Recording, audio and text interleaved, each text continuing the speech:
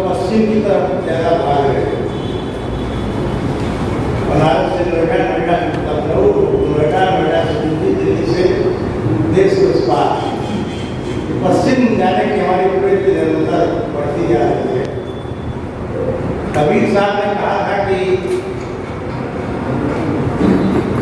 हम तो पूरब के संत हैं, हमारी बोली भी पूरब की है और पूरब को वही पहचानता है जो अध्यात्म को जानता है। तो इस पूरब आने के लिए, पूरब आमंत्रित करने के लिए आदरणीय शंकर जी का बहुत बहुत कृतज्ञ है कि पश्चिम से इन्होंने पूरब की तरफ हमारी दृष्टि जो उधर हो गई है इधर करने का इन्होंने प्रयास किया है और भी बड़े संदर्भ को लेकर के, छायावाद को लेकर के जो अपने जन्म के एक शताब्दी पूरा कर चुका है।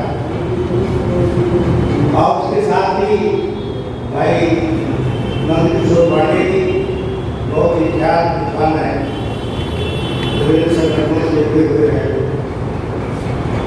कोष के बहुत ही माहिर है, अनेक कोषों का इन्होंने संपादन किया है।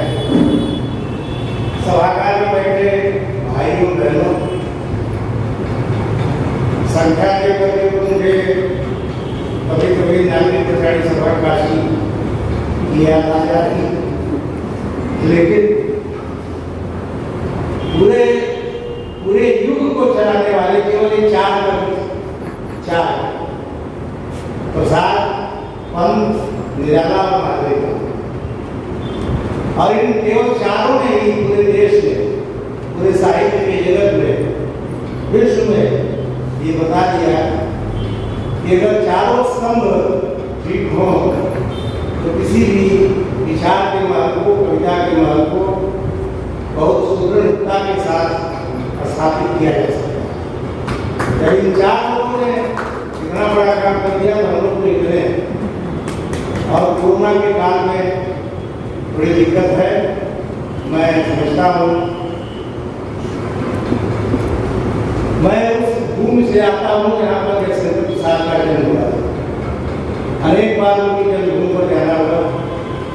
उनके परिवार के लोग आज भी हैं, बहुत स्वागत सम्मान करते हैं। वो टूटा हुआ घर में जहाँ प्रसाद जी रहते थे, आपस के झगड़े के कारण उसी तरह पड़ा हुआ है। लेकिन काशी की फिजाओं में प्रसाद के स्वर आज भी गूंजते हैं। कोई भी अगर बड़ा साहित्यकार हुआ, कोई भी बड़ा गीतकार हुआ, तो लोग प्रसाद से उसका नाम जोड़ने की कोशिश करते हैं। ऐसे प्रसाद जी की धुन से मैं आज आपके बीच में यहाँ पर आया हूँ। मुझे ऐसा नहीं लग रहा है कि ये कोई हिंदी भाषी क्षेत्र है, सभी हिंदी भाषी यहाँ पर लोग उपस्थित हैं। उसके साथ ही साथ काशी में रहते हुए मुझे इधर 3-4 वर्षों से प्रयागराज में भी कार्यभार संभालने का अवसर मिला है। तो प्रयागराज में कार्यभार संभालने के अवसर का मैं इतना ही उल्लेख करना चाहता हूँ कि हमारे छायावाद के जो 3 कवि हैं, निराला जी, पंत जी और महादेव वर्मा, वो प्रयाग, और इस शताब्दी वर्ष में हिंदुस्तानी अकेडमी ने इन चारों महाकवियों के जन्मभूमि पर जाकर गोष्ठियाँ की। 2 दिन की बड़ी गोष्ठी जयशंकर प्रसाद को केंद्रित करते हुए महात्मा गांधी काशी विद्यापीठ में दी गई और एक यात्रा भी निकाली गई, उनके घर तक लोग गए। और उसके बाद हम लोग अकेडमी के बहुत बगल में सटी हुई महादेवी का भवन है, सटा हुआ, और महादेवी वहाँ बैठा करती थी, जो महाविद्यालय बालिकाओं में चलाती थी, एकदम सटा हुआ अकेडमी से। हम लोग एक दिन बड़ी गोष्ठी वहाँ भी किए। फिर उसके साथ साथ पंत जी का कुछ रहने गया है, हम लोग जाने को उनका बंगला भी गया है कुछ है, और पंत जी जानते हैं अकेले थे, आगे पीछे कोई था नहीं, इसलिए कोई वारिस नहीं था, वहाँ हम लोग नहीं जा पाए। लेकिन निराला जी के कर्मभूमि तक दारागंज में हम लोग जाकर के एक दिन की गोष्ठी किए। मेरे कहने का केवल मतलब इतना ये है कि जब हम किसी भी विचारधारा का, किसी भी साहित्यिक आंदोलन का जब हम शताब्दी वर्ष मनाते हैं तो उसके पीछे एक बड़ा कारण होता है कि 100 वर्ष पहले हमारे साहित्यकारों ने जो कविता रची, जो गद्य रचा, वह किस भावपूर्ण में रचा और आज उस रचना का महत्व क्या है, आज उस रचना की प्रासंगिकता क्या है, क्या उस रचना में कोई बल है। आप बल की चर्चा कर रहे थे ऋषिकेश जी, क्या उस रचना में कोई बल है जिसके कारण आज भी हम कुछ प्रकाश ले सकते हैं। तो उस संदर्भ में 50-10 मिनट आपके बीच में बात करना चाहूंगा। नाम के 4 निबंध मुकुटधर पांडे जबलपुर से लिखा और तब तक हमारे यहाँ बड़े बड़े आलोचक हो गए थे, आचार्य शुक्ल और तमाम लोग थे, लेकिन 1921 ईस्वी में महावीर प्रसाद द्विवेदी की जो सरस्वती पत्रिका थी, उस छायावाद पर 1 वर्ष बाद टिप्पणी की।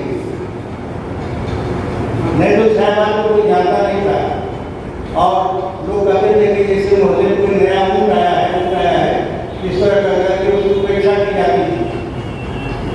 और द्विवेदी जी ने कहा भी कि जो समझ में आए वह छायावाद, हमारे साथ ठीक कहा कि जो समझ में न आए वह छायावाद। किसी ने कहा कि जो रहस्यवाद है उसका अनुवाद छायावाद, किसी ने कहा कि वो रोमांटिसिज्म है यूरोप का, वो यहाँ करके छायावाद हो गया। और किसी ने कहा कि बहुत दिन चलने वाला वाद नहीं है, उसके जन्म और उसके मृत्यु की घोषणाएं हो रही थी।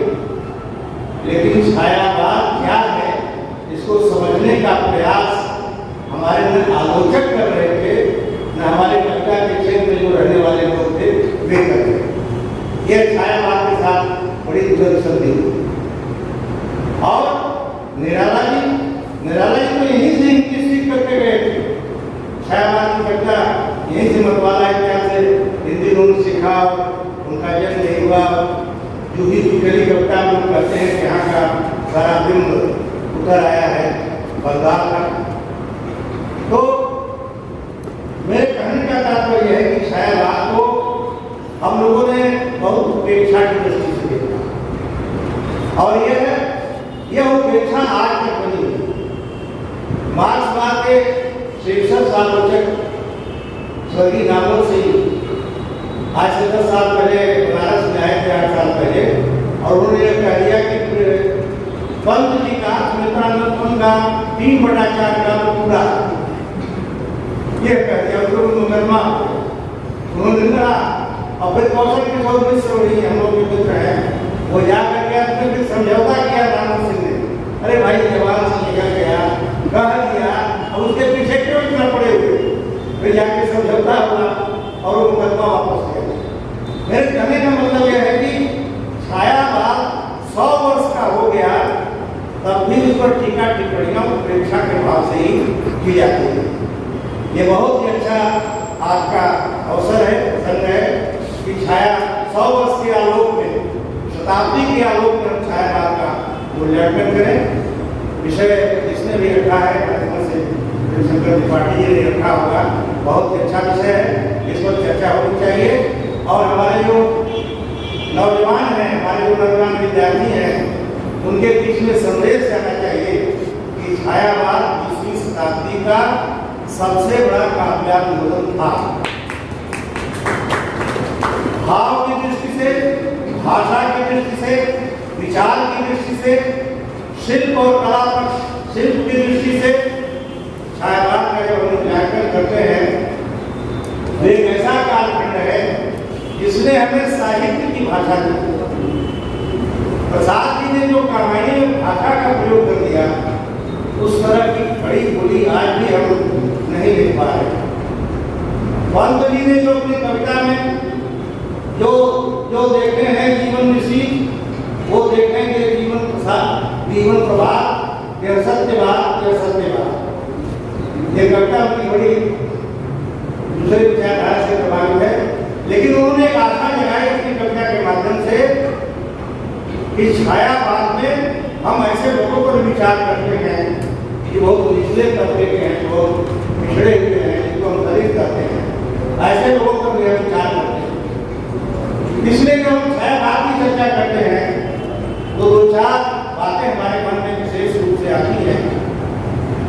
एक तो छायावाद कल्पनाशीलता का बहुत बड़ा काव्य है, और जो लोग यह कहते हैं कि कल्पना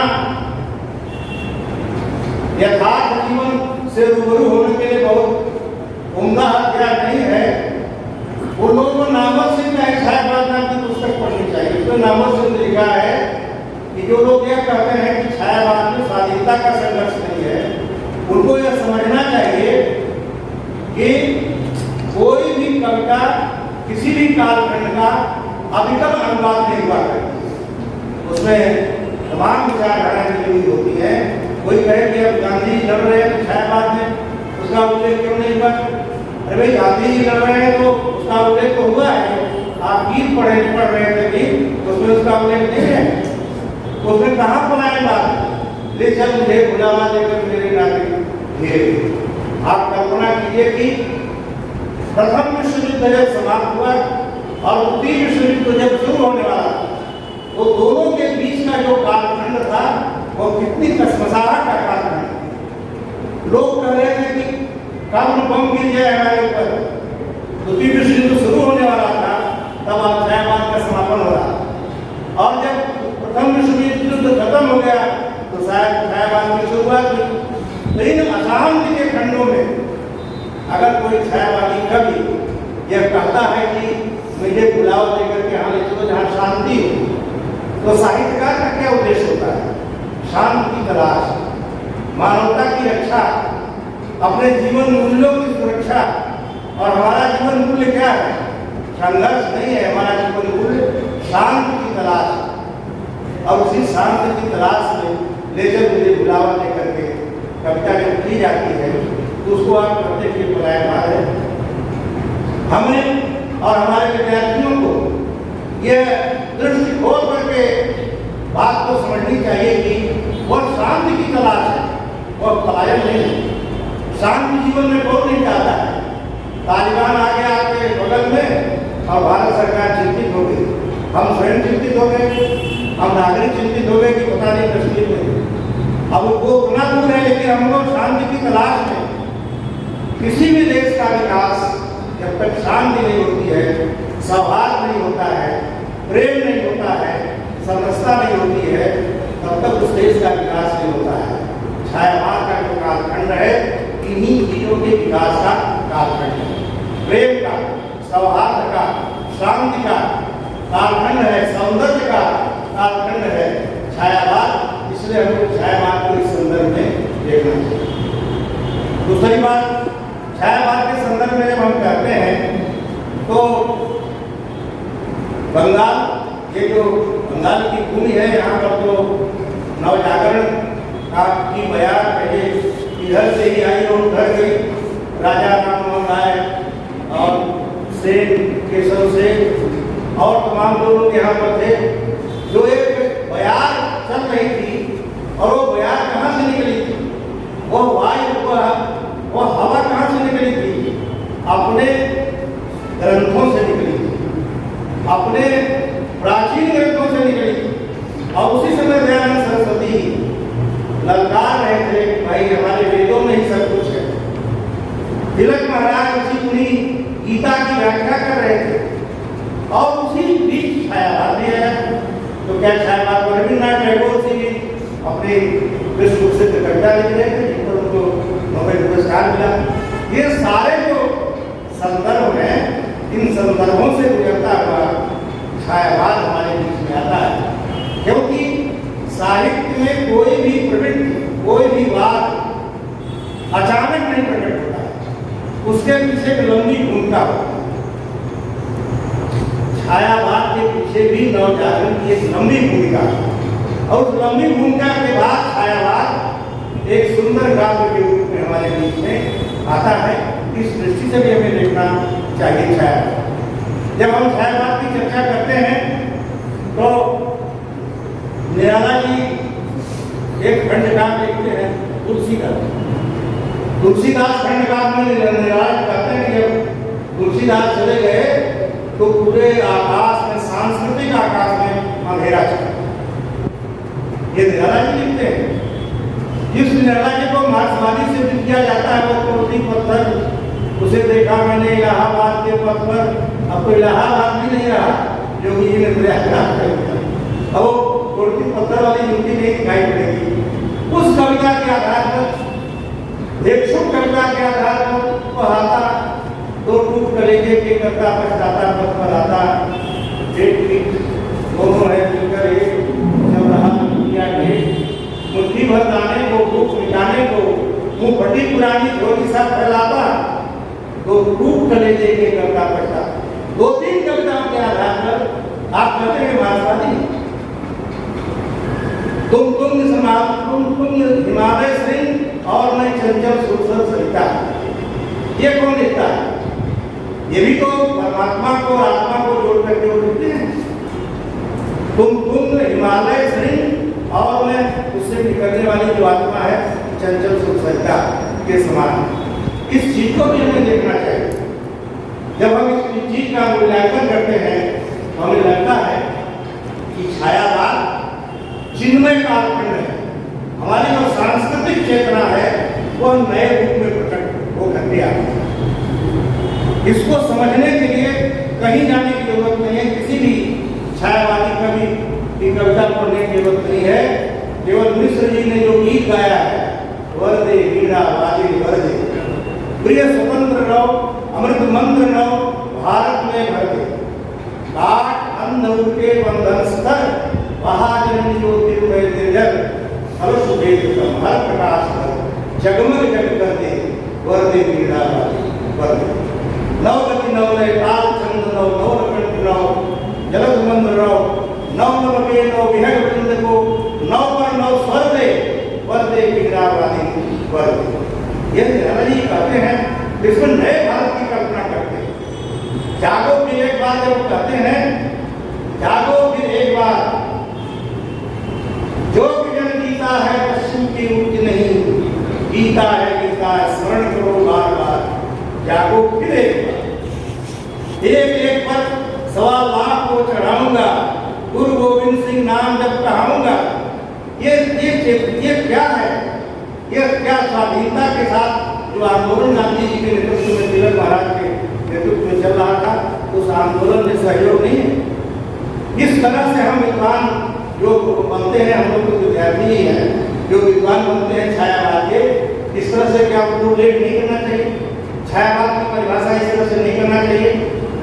प्रसाद जी कहते हैं यह नील मनोहर कृतियों का यह विश्वकर्म रंगस्थल है परंपरा लग रही यहाँ, महाराज इसमें जितना बदल।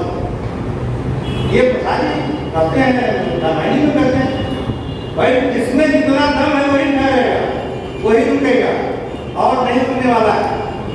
इसलिए जब हम छायावाद की चर्चा करते हैं तो हमें इन बिंदुओं की ओर भी ध्यान देना चाहिए। 2-4 बातें और समझ ज्यादा हो गया आज हमको मुख्य वक्ता बनाया गया है, तो थोड़ा मुख्य वक्ता का भी लाभ रखना। फिर कहते हैं बीती विभावरी जागी, उषा पंखट में डूब रही। अपना पंखट में डूबा रही है, वो क्या बीती विभावरी? अरे गुलामी का दिन बीत गया, व्याख्या करने की जरूरत है। गुलामी का दिन बीत गया, अब एकदम नया सवेरा आने वाला है, आजादी का, स्वतंत्रता का। हे नायिका को किस तरह अपनी पंडगरी को उसमें घाट में रुको और अच्छा जल लेकर के अपने घर जाओ। इस तरह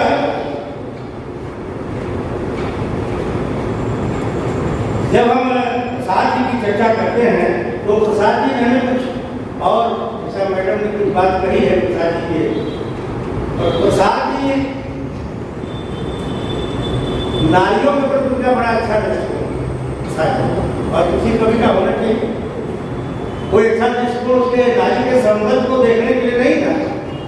नारी की क्या भूमिका है समाज के निर्माण में, पुरुष के निर्माण में नारी की क्या भूमिका है, इसको प्रसाद जी ने बहुत ही अच्छे ढंग से कहा है और मन को चेतावनी देते हुए कहा, मन तुम श्रद्धा को गए भूल, मन तुम श्रद्धा को गए भूल, तुम भूल गए पुरुषत्व मोह में, कुछ सत्ता है नारी की, समरसता है अधिकार बने अधिकार और अधिकार।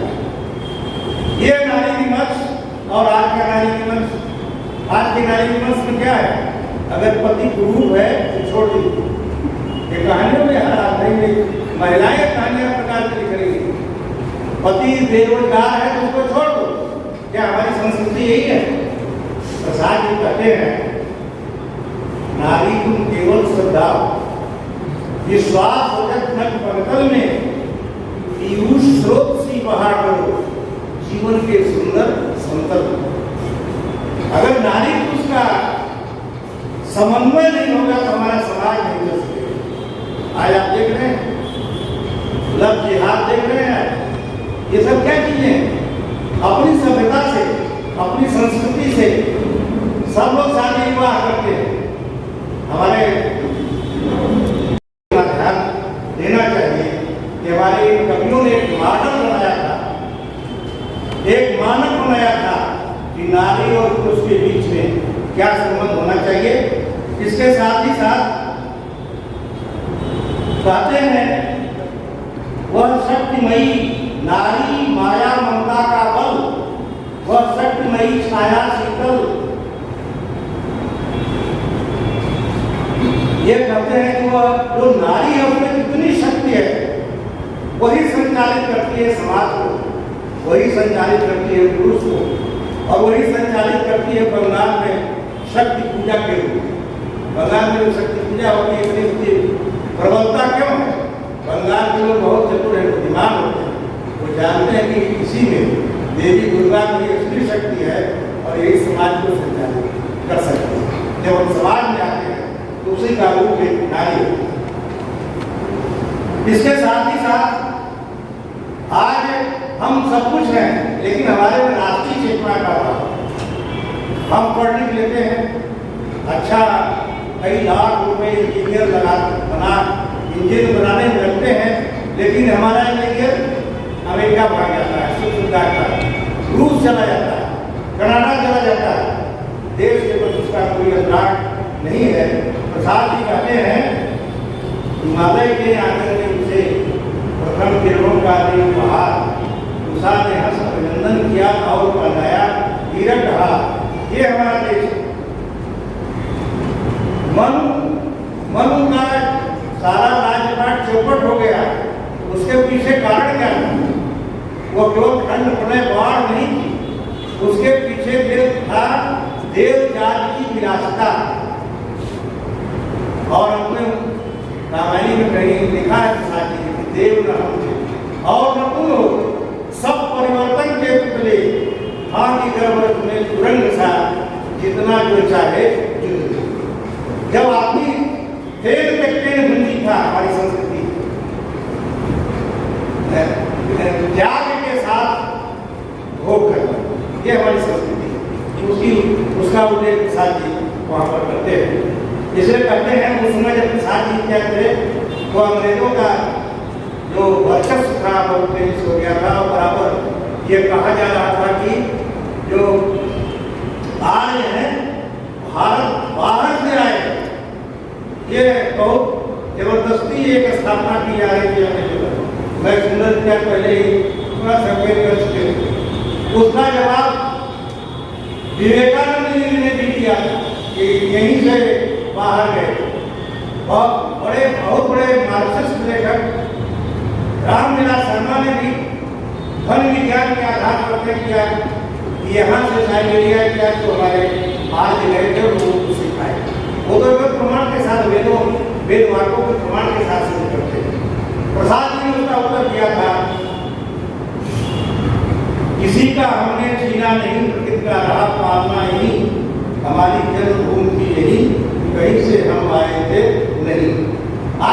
संदर्भ में, शताब्दी वर्ष के संदर्भ में क्या ये बातें हमारे मन मस्तिष्क में, हमारे युवकों विद्यार्थियों के मन मस्तिष्क में नहीं जानी चाहिए।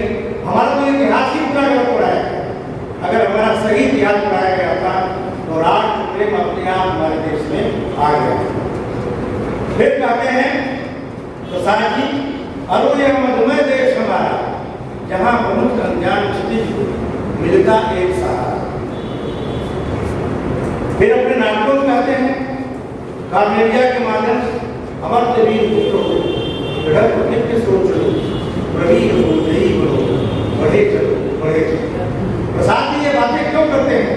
कहानी जैसा गंभीर महाकाव्य लिखने वाला प्रसाद किस प्रकार की राष्ट्रभक्त की बातें करके अपने लोगों में यह भाव होना चाहते हैं कि जब हम आजाद होंगे तो हमारे देश में सारी चीजें ठीक होंगी।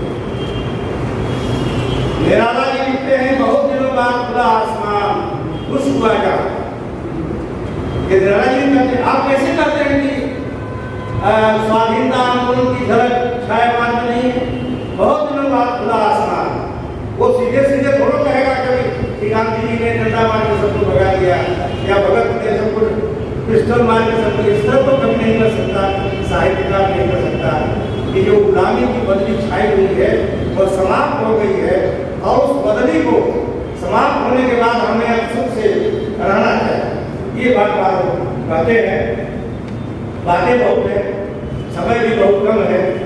एक हमारी जो महान कवित्री है महादेवी वर्मा जी, उन पर भी 2 मिनट अपनी बात कर करके मैं अपनी बात समाप्त करना चाहूँगा। महादेवी वर्मा वो हमारे जो बड़े बड़े सुनाम धनी शख्स हैं वो अपने पाठ्यक्रमों में नहीं रखते। कहते हैं तो बड़ी गूढ़ अबूझ है, ये तो समझ में ही नहीं आती।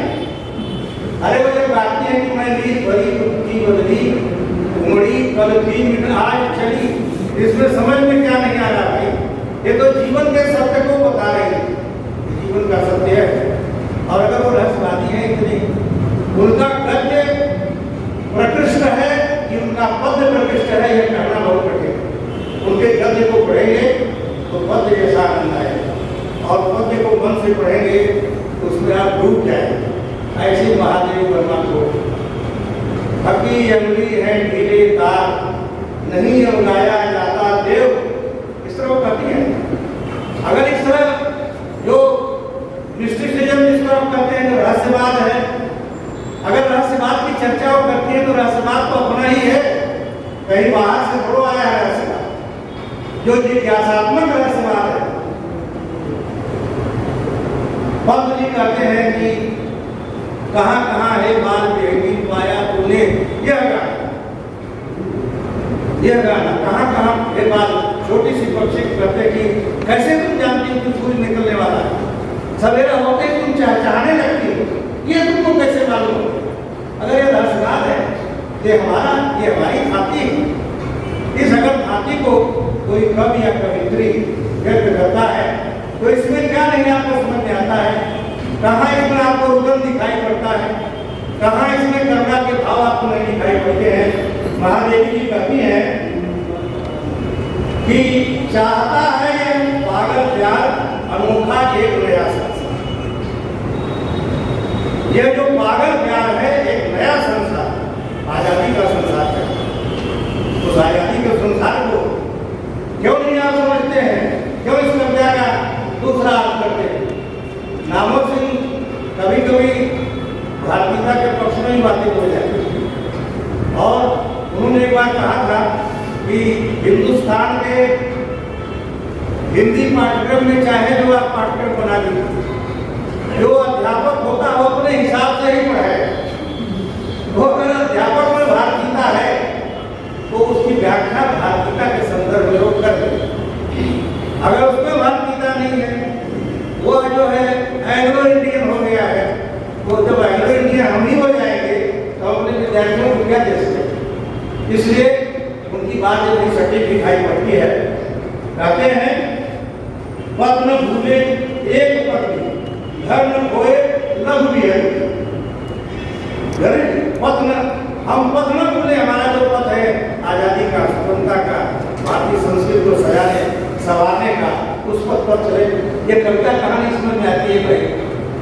एवं आलोचना आप करते हैं, कहते हैं कि महादेव वर्मा को न एमए के कोर्स पर रखा जाएगा, न बीए के कोर्स पर रखा जाएगा, और इस तरह महादेव वर्मा की उपेक्षा की जाती है। कहती है महादेव वर्मा की, हे परमात्मा, दीन भी हूं मैं तुम्हारी रानी की, नाश भी हूं मैं अनंत विकास का क्रम, त्याग का दिन भी, चरम आसक्ति का लय भी, तार भी, आघात भी, झंडार की गति भी। हमारा तुम्हारा तो सनातन संबंध है, आत्मा परमात्मा का तो सनातन संबंध है, यही तो कहती है। इसलिए बाद में शुक्ल जी ने भी, आचार्य रामचंद्र शुक्ल ने भी छायावाद को महत्व दिया। कुछ पहले जरूर छायावाद के विरुद्ध बोले गए थे, लेकिन बाद में उन्होंने महत्व दिया कि नहीं, विचार की दृष्टि से और शिल्प की दृष्टि से छायावाद हिंदी का एक महत्व होता। आप सबसे इतना ही आग्रह है कि छायावाद को आज के संदर्भ में देखें, और जो वस्तु 100 वर्ष पुरानी हो जाती है उसको ठहराने में जितना मन है, आज छायावाद पर हम चर्चा कर रहे हैं, और कहीं उसमें दम है, अस्तित्व है, संबल है, कहीं वो अपनी भारतीयता का पाथे लेकर के चल रहा है। इसलिए खड़ी भूमिका तो उससे अच्छा काम कोई माना ही नहीं जा सकता। छायावाद का जैसा काम वह द्विवेदी युग का एक बहुरंगी पड़ाव है, और उस पड़ाव में हम चिन्मय भारत देखते हैं। उस चिन्मय भारत में हम स्वाधीनता से रखते हैं, स्वाधीनता की लड़ाई रखते हैं, और हमारा पूरा छायावादी काल में हम देखें तो एक तरह से काल विशेष से प्रभावित होकर के शांति की तलाश